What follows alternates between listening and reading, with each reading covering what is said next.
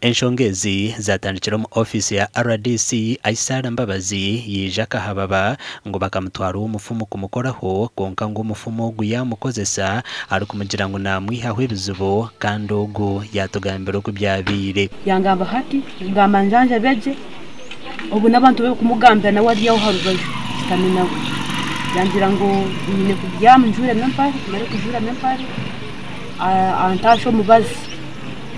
imirundi mwenda nashimitamo nayihamwe shimitamo nayihamwe imirundi mwenda bwanyuma yo kumukozesa ogwa kamarabora obutagambira umushija we kandi ngo nawe amurete yampamba yamara kumpamba yagampaka gambira umushija wanje kandi nywa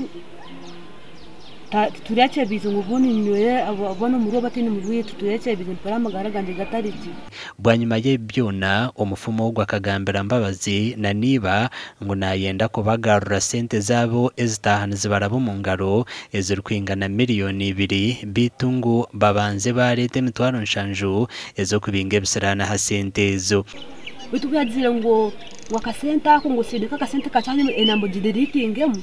nibona gambe umushije ngo nabasaka byo mushuma twabstopingiraho turamugambira kintu na kintu tukahunama twagira cye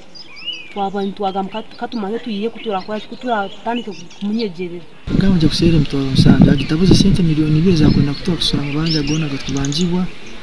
ni kuwe sente agule mbuzi agule kuko abagire musambu ambara sente ezo kusta gite kizo kusara abantu kusanga twina abana muko mwana tamukafa bufu ni nsonga kusera mutoro nsanga omukwehoza wa polisi Moses Mubuke nagira ngo akahamba bazo mubazi kandi gwakora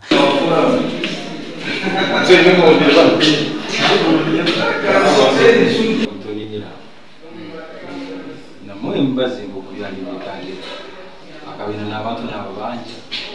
namukora oyijega nagamba cyambanje ati biteka inemu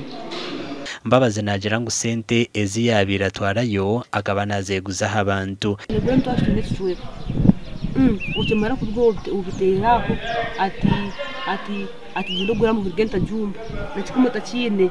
inzi ha mu bantu hati byamara byanza maraka amashenze kuzime kolimo zire kolimo akobazi stani baloka bastrovisese anko kuzitoha zeze kulete zo ojazuno tuna taburamu kese zezo twazitungaho ezikumara so twachwa mukorora nti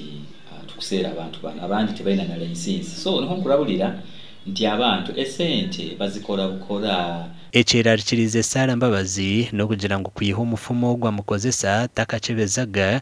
okumanya magara go kugemerire Moses Mubuke obwa hatari ya polisi ya Kyenjojo kandi yigurwaho umushango go kuhamba so abantu leka tube so careful kandi twija gendo maiso